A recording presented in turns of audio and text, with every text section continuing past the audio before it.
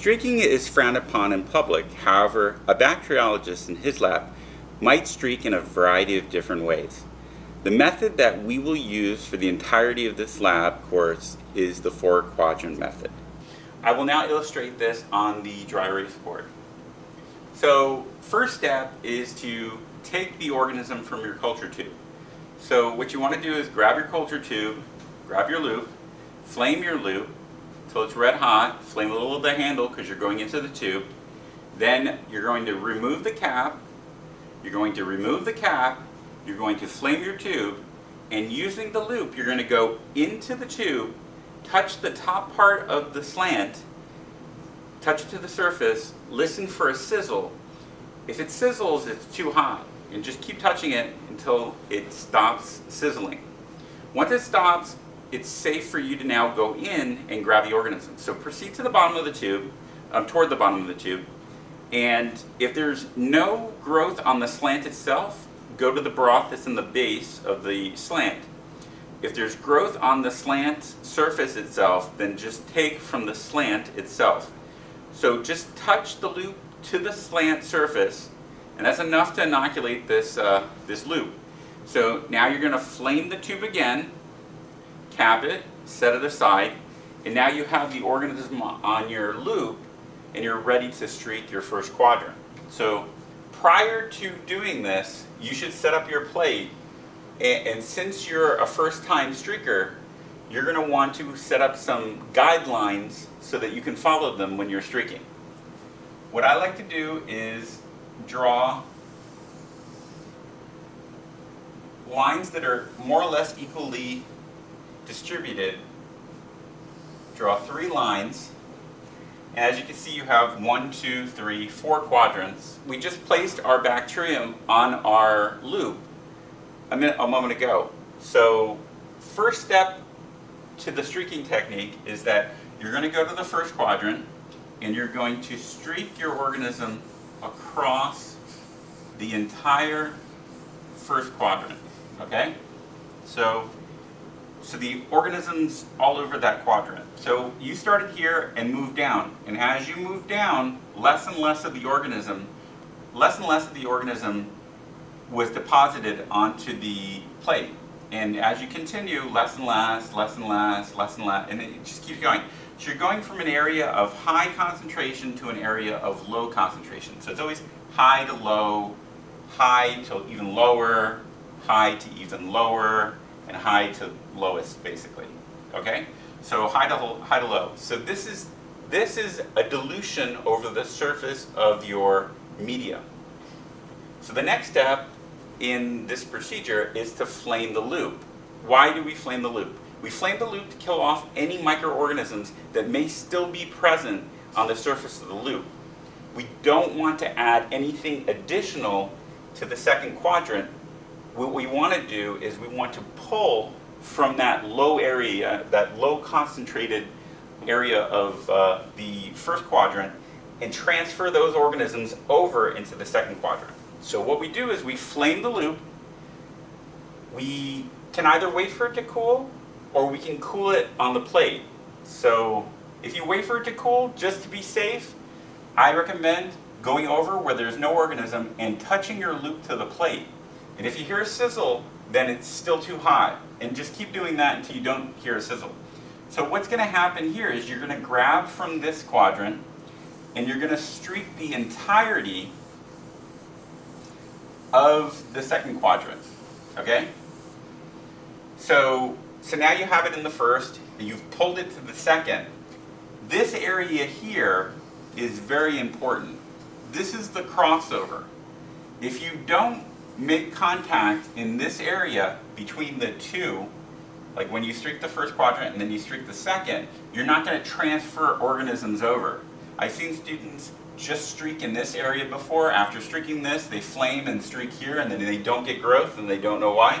It's because they didn't pull the organisms from this quadrant over. So you want to make sure that you pull from this area to pull into the second quadrant.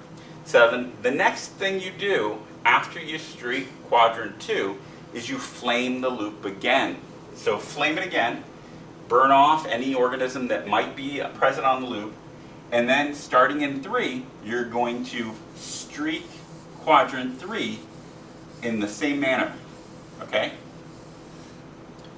So once quadrant 3 is streaked, you're going to flame the loop, you're going to cool it, and I may have missed mentioning to you that you should cool it before you actually streak it for quadrant 3. But for 4, you're going to cool it, you're going to flame it, you're going to cool it, and then you're going to pull from about here and taper to the center without touching quadrant 1, 2, or 3. So this is very important. If you touch quadrant 1, you'll end up probably dragging organism from a high concentrated area into quadrant 4, defeating the whole purpose of what we're trying to accomplish with the streaking technique. Now think of these quadrants in this manner. So the first quadrant, think of the lawn that's out in front of the Cox Science Center. The lawn is just covered with blades of grass. And think of each blade of grass as if it were a microorganism. So the lawn in front of the building would be covered with bacteria. How easy is it for you to pick one unique organism from that lawn of organisms, say, in front of the building? Very hard, because there's so many blades and everything kind of just blends together. So think of that, think of the first quadrant as a lawn. So anytime we see a covering of bacteria, think of a lawn, and that's what we refer to it as. So the second quadrant, we're pulling from that, and so we're going to get them close, and they're going to be fairly close, and they may even be on top of each other. But we're going to start to see a tapering off of the growth, to where you see a lawn, then you kind of see gaps in the lawn, and then you start seeing some clear separation between them. May still be somewhat lawn-like, but then once you get to the fourth quadrant, you should be seeing something like this, where colonies are distinct, they're separate, and this is where you'll be pulling your colonies that you would then use as like a pure culture or something. You would have to still do gram staining to make sure it's one thing and whatnot. So think of these colonies. So this is important to note. So this colony is derived from one bacterial cell. So let's think about Bacillus cereus with its endospore that we looked at in the exercise 0. That organism, when it divides, it becomes 2, it becomes 3, it becomes 4, etc., etc. So that one bacterium develops into a colony, which then we can visualize on the plate.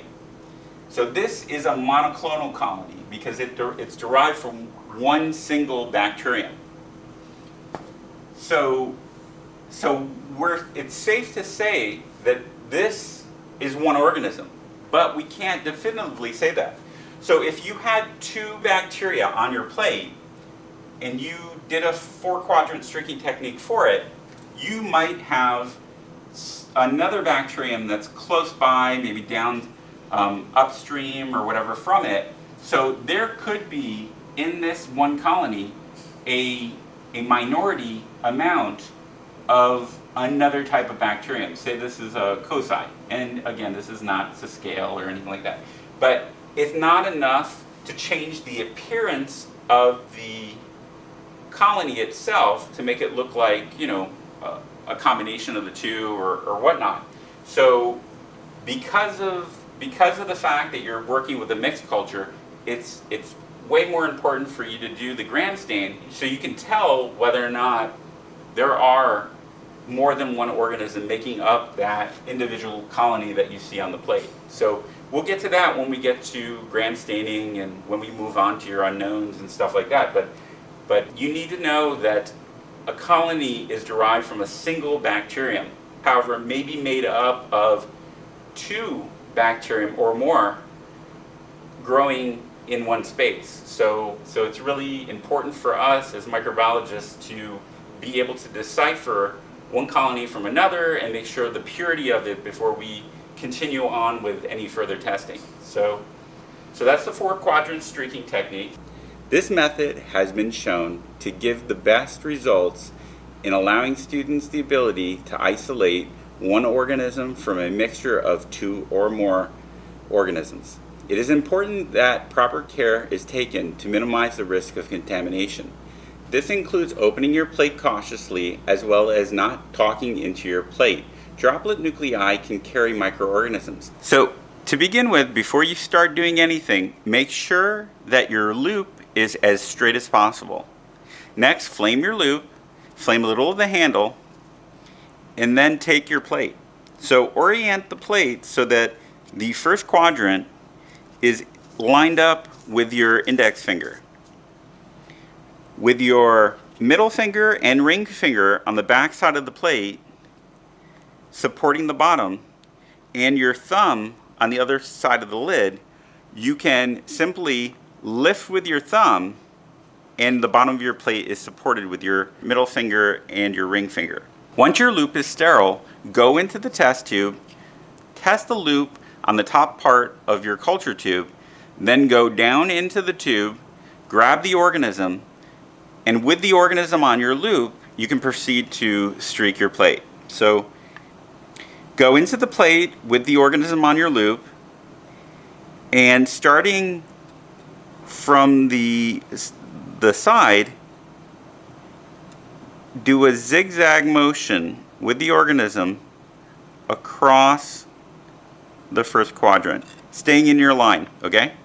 So now what you're going to do is you're going to rotate the plate, you're going to flame your loop, kill off all the bacterium that may be on there. You're going to go into your plate, and in a spot that there's no organism, you're going to touch your loop to it, cool your loop, you're going to streak your second quadrant, you're going to turn your plate again, you're going to flame your loop, you're going to once again cool your loop on a part of the plate, wait until it stops sizzling, then you're going to streak your third quadrant, making sure to pull from the second across the whole quadrant. You're going to rotate your plate, you're going to flame your loop again, and the last step is to go in, touch your loop to the side where there's nothing, then from about here, pull to the center and then taper to the middle. The last step is to take your loop and flame it and make sure that there's no organism on it before you put it to store. So when you're working with your plate, make sure not to have it open like this and be speaking, above it or just working around it or whatever, because these plates do not have any antibiotic in them. So there's nothing to deter the growth of any other organism. And anything will grow on this plate because it's a general purpose medium. So when you're working on it, make sure to limit the exposure of the surface of the plate. I like to do it like this, and I know it's kind of hard and it's difficult to orient your plate in this manner if you're not used to doing it like this. What you can do, however, is you can put it on the bench and you can lift the lid like so and go into the plate and streak each quadrant. But keeping the exposure of the surface of the medium to a minimum is the best way to avoid contamination. When streaking, use the outer edge of the loop. Streak proud and streak often if necessary. Just remember, streaking is something that takes practice, and to become a good streaker, you must be willing to learn from your mistakes.